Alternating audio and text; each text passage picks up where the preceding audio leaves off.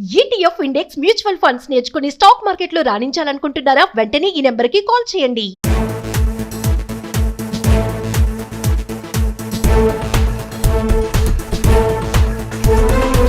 America వెళ్ళాలి, అక్కడ ఉన్నత చదువులు చదివి బాగా సెటిల్ అవ్వాలి అని ప్రపంచవ్యాప్తంగా అనేక దేశ ప్రజలు ఆశపడుతుంటారు. అందులో మన భారతీయులు సైతం ఎక్కువగానే ఆసక్తి చూపుతుంటారు. కాగా అమెరికాకు చదువులు, ఉద్యోగాల కోసం ఎక్కువగా వెళ్లే దేశస్తులు భారతీయులు అధికంగా ఉంటారు. అయితే ఇలా దశాబ్దాల కాలం నుంచి అమెరికాలో నివసిస్తున్న స్థిరపడ్డ ప్రవాస భారతీయులకు, వారి పిల్లలకు పెద్ద చిక్కెదిరైందని చెప్పాలి. అయితే ఈ మేరకు అమెరికా ప్రభుత్వం తాజాగా చేసిన ప్రకటనతో ప్రవాస భారతీయుల పిల్లలు అయోమయ పరిస్థితిలో పడ్డారు. అమెరికా ప్రవాస భారతీయుల ఏజింగ్ అవుట్ ప్రక్రియపై చేసిన ప్రకటనతో ఈ గందరగోళం నెలకొంది.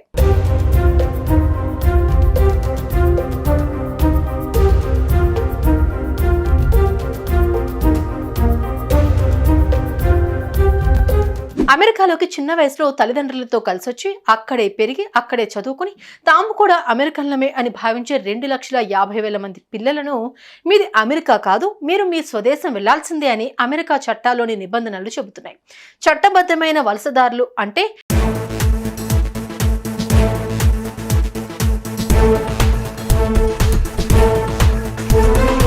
అమెరికా వెళ్ళాలి, అక్కడ ఉన్నత చదువులు చదివి బాగా సెటిల్ అవ్వాలి అని ప్రపంచవ్యాప్తంగా అనేక దేశ ప్రజలు ఆశపడుతుంటారు. అందులో మన భారతీయులు సైతం ఎక్కువగానే ఆసక్తి చూపుతుంటారు. కాగా అమెరికాకు చదువులు, ఉద్యోగాల కోసం ఎక్కువగా వెళ్లే దేశస్తులు భారతీయులు అధికంగా ఉంటారు. అయితే ఇలా దశాబ్దాల కాలం నుంచి అమెరికాలో నివసిస్తున్న స్థిరపడ్డ ప్రవాస భారతీయులకు, వారి పిల్లలకు పెద్ద చిక్కెదిరైందని చెప్పాలి. అయితే ఈ మేరకు అమెరికా ప్రభుత్వం తాజాగా చేసిన ప్రకటనతో ప్రవాస భారతీయుల పిల్లలు అయోమయ పరిస్థితిలో పడ్డారు. అమెరికా ప్రవాస భారతీయుల ఏజింగ్ అవుట్ ప్రక్రియపై చేసిన ప్రకటనతో ఈ గందరగోళం నెలకొంది.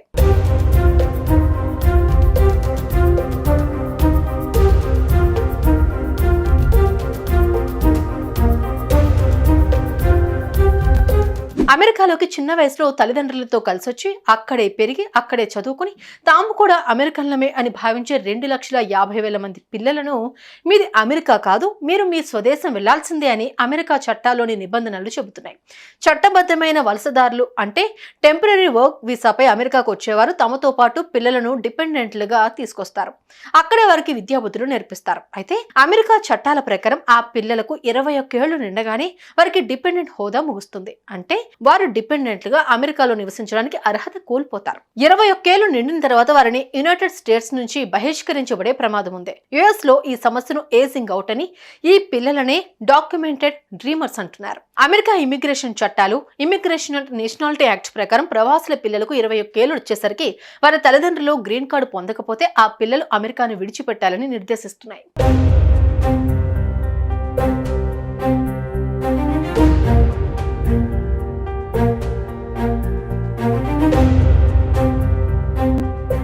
నవంబర్ 2023 నాటికి డిపెండెంట్లతో సహా 12 లక్షలకు పైగా భారతీయులు EB1, EB2, EB3 వీసా కేటగిరీలో గ్రీన్ కార్డుల కోసం ఎదురు చూస్తున్నారని national foundation for American policy survey తెలిపింది.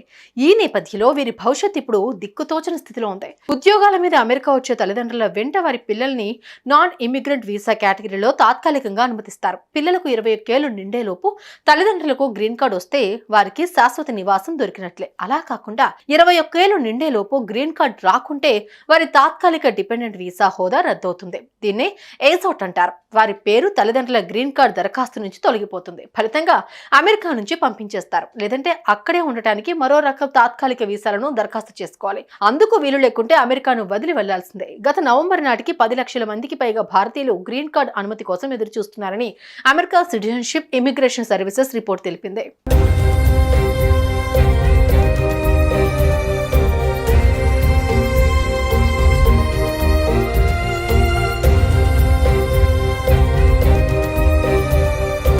ఈ మేరకు 21 ఏళ్ల వయసు వచ్చిందనే కారణంగా లక్షల మంది యువతరంపై వీసా వేటు వేలాడుతోంది.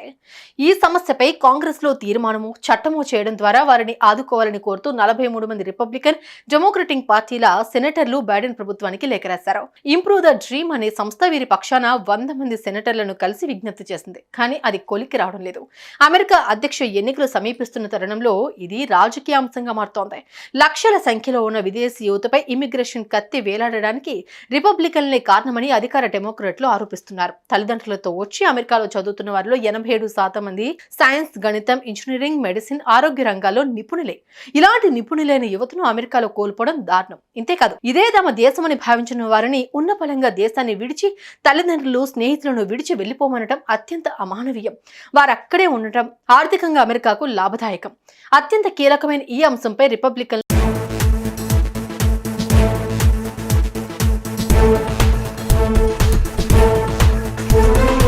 అమెరికా వెళ్ళాలి, అక్కడ ఉన్నత చదువులు చదివి బాగా సెటిల్ అవ్వాలి అని ప్రపంచవ్యాప్తంగా అనేక దేశ ప్రజలు ఆశపడుతుంటారు. అందులో మన భారతీయులు సైతం ఎక్కువగానే ఆసక్తి చూపుతుంటారు. కాగా అమెరికాకు చదువులు, ఉద్యోగాల కోసం ఎక్కువగా వెళ్లే దేశస్తులు భారతీయులు అధికంగా ఉంటారు. అయితే ఇలా దశాబ్దాల కాలం నుంచి అమెరికాలో నివసిస్తున్న స్థిరపడ్డ ప్రవాస భారతీయులకు, వారి పిల్లలకు పెద్ద చిక్కు ఎదురైందని చెప్పాలి. అయితే ఈ మేరకు అమెరికా ప్రభుత్వం తాజాగా చేసిన ప్రకటనతో ప్రవాస భారతీయుల పిల్లలు అయోమయ పరిస్థితిలో పడ్డారు. అమెరికా ప్రవాస భారతీయుల ఏజింగ్ అవుట్ ప్రక్రియపై చేసిన ప్రకటనతో ఈ గందరగోళం నెలకొంది.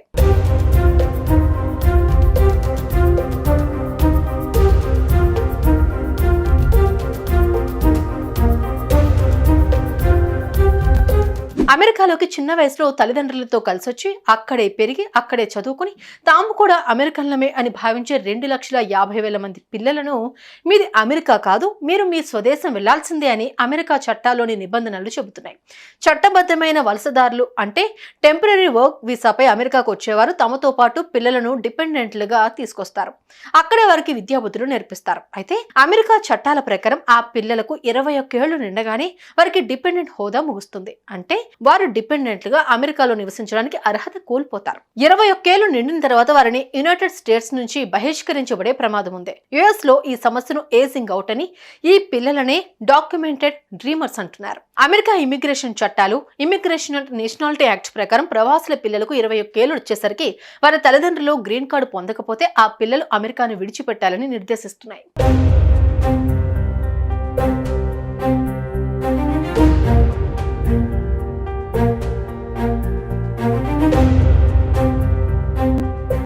నవంబర్ 2023 నాటికి డిపెండెంట్లతో సహా 12 లక్షలకు పైగా భారతీయులు EB1, EB2, EB3 వీసా కేటగిరీలో గ్రీన్ కార్డుల కోసం ఎదురు చూస్తున్నారని national foundation for American policy survey తెలిపింది. ఈ నేపథ్యంలో వీరి భవిష్యత్ ఇప్పుడు దిక్కుతోచని స్థితిలో ఉంది. ఉద్యోగాల మీద అమెరికా వచ్చే తల్లిదండ్రుల వెంట వారి పిల్లల్ని నాన్ ఇమిగ్రెంట్ వీసా కేటగిరీలో తాత్కాలికంగా అనుమతిస్తారు. పిల్లలకు 21 ఏళ్లు నిండేలోపు తల్లిదండ్రులకు గ్రీన్ కార్డు వస్తే వారికి శాశ్వత నివాసం దొరికినట్లే. అలా కాకుండా 21 ఏళ్లు నిండేలోపు గ్రీన్ కార్డ్ రాకుంటే వారి తాత్కాలిక డిపెండెంట్ వీసా హోదా రద్దవుతుంది. దీన్నే ఏజ్ అవుట్ అంటారు. వారి పేరు తల్లిదండ్రుల గ్రీన్ కార్డ్ దరఖాస్తు నుంచి తొలగిపోతుంది. ఫలితంగా అమెరికా నుంచి పంపించేస్తారు. లేదంటే అక్కడే ఉండటానికి మరో రకం తాత్కాలిక వీసాలను దరఖాస్తు చేసుకోవాలి. అందుకు వీలు లేకుంటే అమెరికాను వదిలి వెళ్లాల్సిందే. గత నవంబర్ నాటికి 10 లక్షల మందికి పైగా భారతీయులు గ్రీన్ కార్డ్ అనుమతి కోసం ఎదురు చూస్తున్నారని America citizenship immigration services report తెలిపింది.